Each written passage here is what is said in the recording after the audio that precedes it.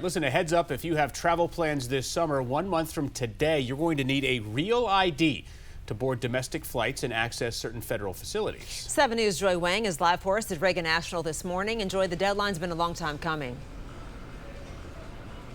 Yeah, that's right. But before you get all of those documents ready, do me a favor, get your wallet right now, whip out your ID, and check to see if you have one of these. You can see that there's a star up in the corner, whether that's a yellow star or a black star here in the DMV. That lets you know that your ID is Real ID compliant. Now in California, for example, it's actually a bear with a star inside, but that star is what you want to be looking out for, because if that's the case, you will be able to get through this security line here at Reagan National at TSA if you are Real ID compliant. If you're not, then you're not going to be able to get through security unless you have a passport or some other type of documentation that can get you through. Now, to get a Real ID, there are a few core categories you'll need to verify who you are and where you live. So take a look at your screen because we're going to go through all of them for you. First, there's that proof of identity. Next, proof of lawful presence.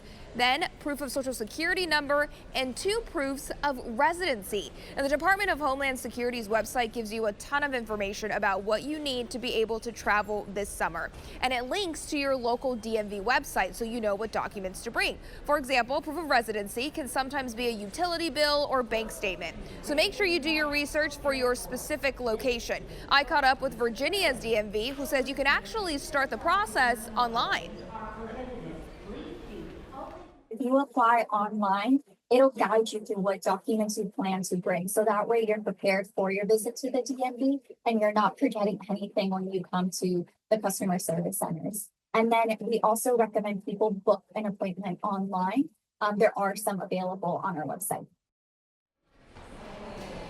Now, I asked her what's something that people tend to run into, an issue that they run into, and she said that oftentimes if they change their name recently, like they've gotten married, well, they'll need to bring proof of that as well because not all of their documents match with their name. An example of proof of that would be a marriage license. We've got more details up on our website, WJLA.com. Live at Reagan National, I'm Joy Wang. Back to you.